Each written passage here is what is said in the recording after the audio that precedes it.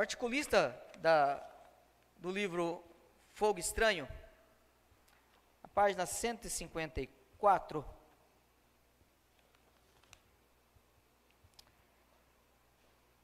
quando um estudioso de linguística da Universidade de Toronto, chamado William Samarin, ele escreve, após fazer uma análise em todos os grupos que ele pesquisou diferentes grupos pentecostais e continuistas e carismáticos, para que ele pudesse então chegar à conclusão, a partir da linguística, o que era aquele fenômeno falado e praticado entre as igrejas que creem em falar em línguas.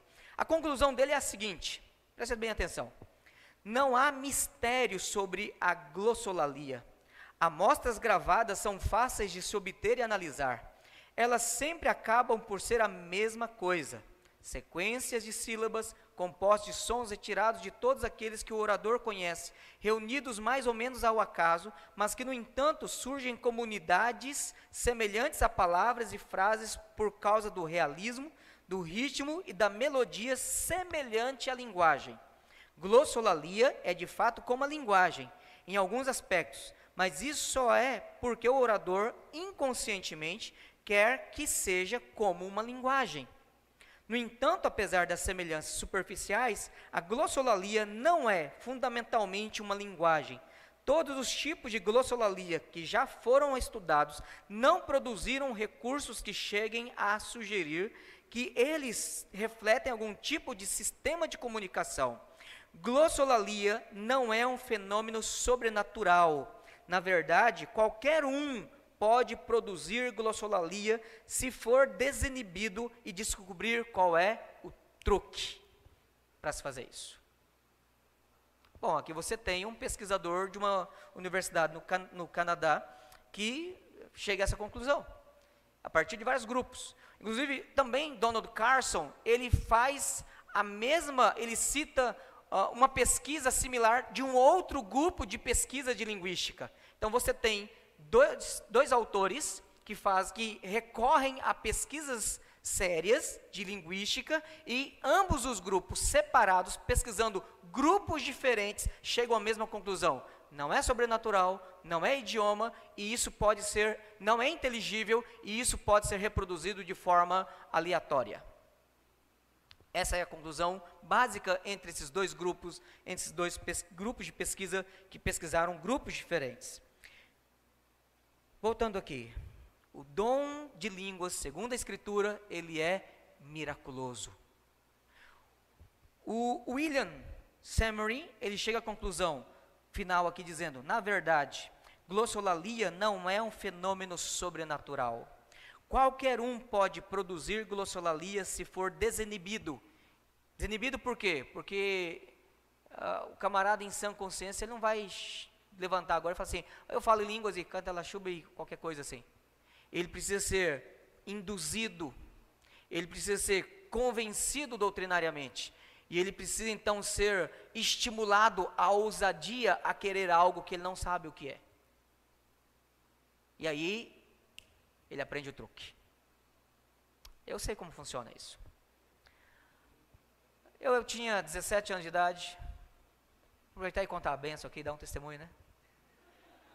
Tinha 17 anos de idade, Várzea Grande, congregando na primeira igreja de Várzea Grande, presbiteriana de Várzea Grande. Hoje, graças a Deus, ela voltou a ser uma igreja reformada, mas a época que eu congreguei lá, ela estava passando uma fase difícil, muito confusa. O pastor, inclusive, até saiu da IPB já, o sujeito que me induziu, né, a buscar esse tipo de coisa. E aí nós estávamos numa vigília de madrugada, e depois de vários meses eu buscando, e quando eu falei assim: tem uma vigília em tal lugar, estava lá o toca-chique lá. Tem um culto de busca em tal lugar, estava lá o toca-chique lá. Vai ser no monte, na vigília lá, estava eu lá. Não sei imaginar, eu ia, porque eu queria ser batizado com o Espírito Santo, eu queria falar em línguas. Esse era o sonho da minha vida, porque eu cria piamente, com todas as forças da minha alma, que se eu conseguisse alcançar essa bênção, eu seria mais santo. E eu, amando o Senhor Jesus com todo o meu coração, eu queria ser mais santo para Ele. Só que eu estava pegando o caminho errado dessa santidade, e a minha via de amor por Ele estava sendo também mal orientada. E numa madrugada, numa vigília na casa de alguém, que eu nem conheço o dono da casa, eu fui lá levado por uma senhora com quem eu trabalhava, numa loja de calçado. E aí, na madrugada, nós estávamos lá, isso já era por volta de 1h da manhã, e isso tinha começado por volta de umas 8, 9 horas da noite. Numa sala pequena, nós estávamos em cerca de 20 e poucas pessoas, numa sala pequena, pouca refrigeração, quente, Cuiabá é quente, igual o portão do inferno, igual aqui em Rondônia. E a gente quente lá e cantando e gritando e orando, cantando, gritando e orando e buscando. E de repente o líder do grupo lá e falou assim, olha, Deus está me revelando que alguém aqui ainda não foi batizado com o Espírito Santo e quer muito falar em línguas. Eu falei, sou eu? Aí eu descobri que tinha mais 3. Então a profecia caiu assim, né? E eu estava lá, respingou em mim. Falei, aí a irmã que me levou, que era minha patroa lá da loja de calçado, falou assim, Everton, é com você, é com você. Aí fizeram a roda, nos ajoelharam no meio daquele grupo, e aí começou, nós estávamos já orando, cantando, com fervor até ali para frente o negócio ficou mais quente. E começaram, e colocaram a mão na minha cabeça, e gritaram, e espernearam, e falaram, e choraram, e naquele momento eu queria intensamente receber aquele negócio. Chegou a certa altura, o cara do meu lado, o que estava dirigindo a reunião, começou a falar assim, fala a primeira sílaba que lhe vem à boca. Ele, lá. Repete, lá. Mais uma vez, lá. Repete várias vezes, muito forte, deixa o Espírito Santo agir. Não bloqueia com a sua mente a ação do Espírito Santo. Eu lembro dessa frase até hoje.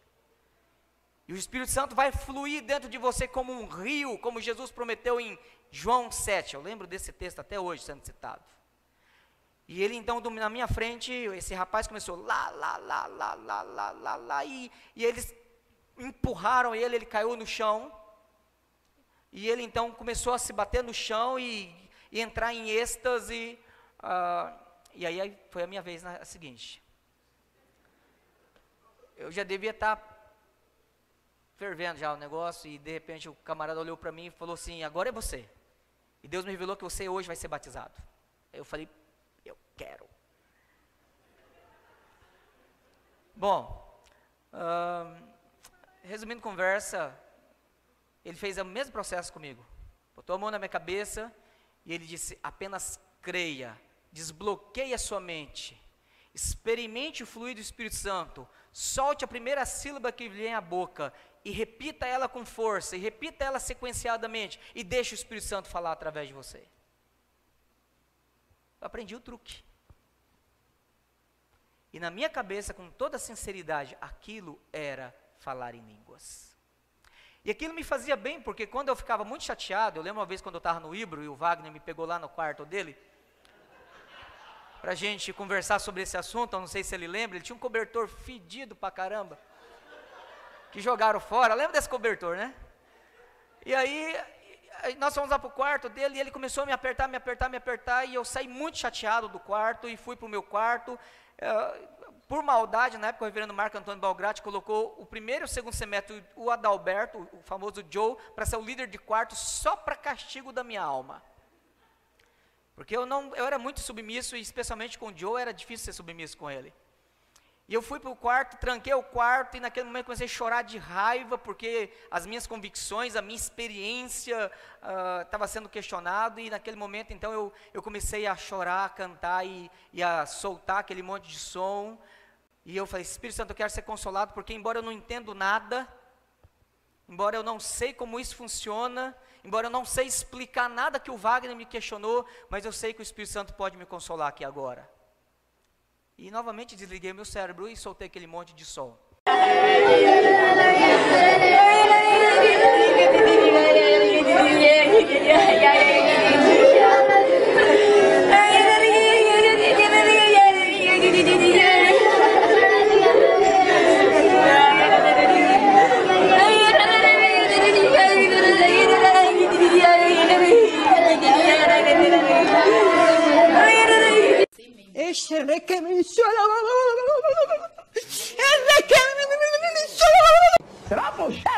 In the name of Jesus, you be made whole. by the power of God.